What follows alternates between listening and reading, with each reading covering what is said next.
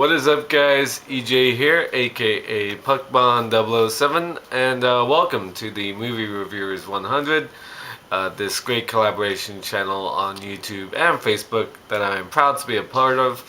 So this week is Amy Adams week.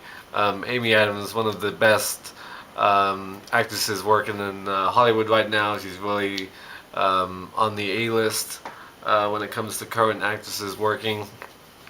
She's really good. She always seems to pick really good roles and really good movies, and has certainly been a force in recent years with great work in American Hustle, of course, that just came out, which I still haven't seen. I thought she was awesome in The Master from 2012. I really liked her in Doubt with Meryl Streep, and she's picking more serious roles now, but she's done some lighthearted fare with the Muppets and Sunshine Cleaning, Enchanted, films like that. So she's always good to watch, and who doesn't love a good redhead? I certainly do. Alan Big Al 1982 kicked off the week yesterday with Man of Steel, this new Superman film from last year. So make sure you check that video out. The film I'm going to talk about this week came out in 2009, and that's Julie and Julia, directed by Nora Ephron. Ian FORKERBALL reviewed this film for Meryl Streep Week, which was a couple of weeks ago. I missed out on Meryl Streep Week, so I thought I'd do this film for Amy Adams Week. Sort of kill two birds with one stone, if you like. Since I missed out on Meryl. Meryl Streep's a great actress in her own right, one of the best of all time, but I don't have a lot of Meryl Streep movies, it occurs to me. I like her as an actress, but I don't like a lot of her films, or love a lot of her films. But Julie and Julia is a really good film, directed by Nora Ephron, like I said. Famous for films like Sleepless in Seattle and You've Got Mail. She's done some clunkers as well, like Bewitched and Lucky Numbers. But yeah, Julie and Julia is a nice film. It's a sweet movie. Who doesn't love a great movie about food? It's really two stories in one, of course. Part of the film takes place, or starts, in 1949 with Meryl Streep playing Julia Child, or as I like to say, Julia Child. Sorry about that. And Amy Adams plays Julie Powell, and her story takes place in 2002. Her story begins with her and her husband. They've just moved into a new, very small apartment in Queens. They're living above a pizzeria, and she works as a phone operator for a post sort of 9/11 trauma hotline. I think it's one of the few films that came out that sort of deals with post 9/11. At least that part of the movie does. Of course, Meryl Streep's story, like I said, takes place in 1949. Julia Child and her husband, played by the wonderful Stanley Tucci.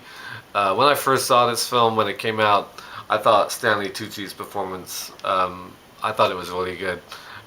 Definitely up there with Meryl Streep's. I thought he was really good in this movie. He's always great, but I loved him as the husband. I thought he was very, very funny and charming. So her story, basically, they moved to France. They're living in Paris. It's after the war, and Julia doesn't have anything to do, and all she can really think of is that she loves food. She loves to eat, and she decides she's going to take her hand at cooking, and she joins the Cordon Bleu cooking school, very famous cooking school in France. But it's all run by it's all dominated by men, of course, and male chefs. So she has a hard time fitting in at first, but once she gets the knack of it, she's a natural, obviously. And then she went on to write her masterpiece, Mastering the Art of French Cooking, which at the end of the film it tells us is in like its 48th printing at the time the film came out.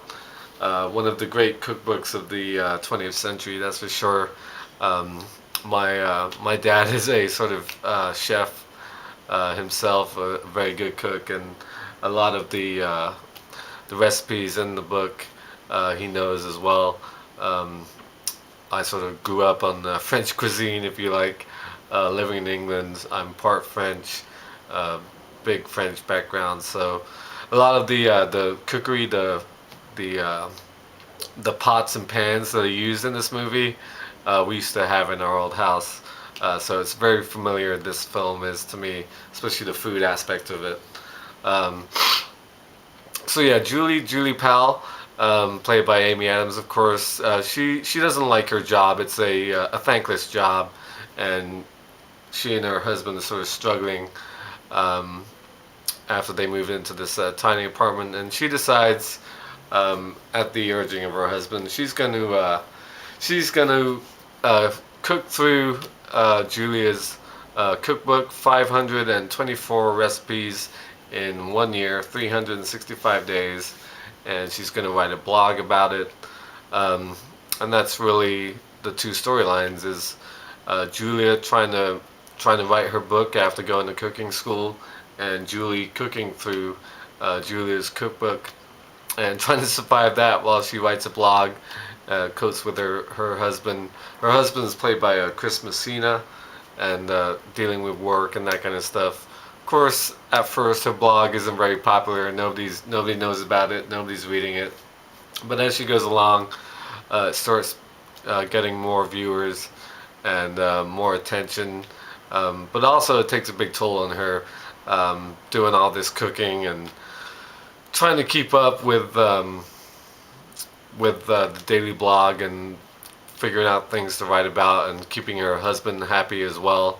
It sort of takes over her life and gets in the way of their marriage. There's like a little bit where they separate for like a night, a day, and it's kind of silly. And of course, they get back together, and everything turns out to be okay. Of course, it's a sweet movie, like I said.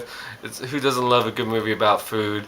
Amy Adams is really good. When I first saw this film, I thought the Julia Child storyline, Meryl Streep and Stanley Tucci, was better than the Amy Adams portion of the film. But watching it again the other night, I was sort of focused on the Amy Adams storyline a little bit more, and it's just as good, really. But yeah, I've always thought the Meryl Streep storyline of Julia Child and her playing Julia, of course. Julia Child was this large, tall woman, very loud, very vivacious, full of life. Quite a character, of course. Became a TV star, cooking for America on TV. And the voice, of course, which I tried earlier, pretty funny. It's also cool to see her sister when her sister shows up. She comes to visit, comes to France. They're from Pasadena, which is interesting because you hear that voice and you think she's English or something like that. And the sister, Dorothy, is played by Jane Lynch, so it's fun to see her. Marilyn Weisskopf, I can never say that girl's last name, is in the film as well. She plays one of Julie Powell's friends. Yeah, it's a good movie. There's a great line in this film that I think about all the time. Stanley Tucci asks Julia, like, "What do you think about all day?" And her her line is, "I think about food. What am I going to eat?" And I don't know about most people, but I think about food like all the time, all day. What am I going to have for breakfast? What am I going to have for lunch? What am I going to buy at the grocery store for dinners this week? Yeah, if I'm not working or sleeping, I'm thinking about food basically. I love all the great dishes that are prepared in this film, like boeuf bourguignon is the big scene halfway through the film. Lots of butter. That's the secret to French cooking, basically. Lots of butter and garlic makes for good French food. So yeah, it's a sweet movie. I've said that like 5 times already. Yeah, it's a nice movie, Julie and Julia, and that is my choice for Amy Adams week. So make sure you check out all the videos from the other guys this week. It's gonna be a good week. She's a very good actress, like I said at the beginning. So yeah, thank you for watching as always, and until next time, I'll see ya. Bond. James Bond.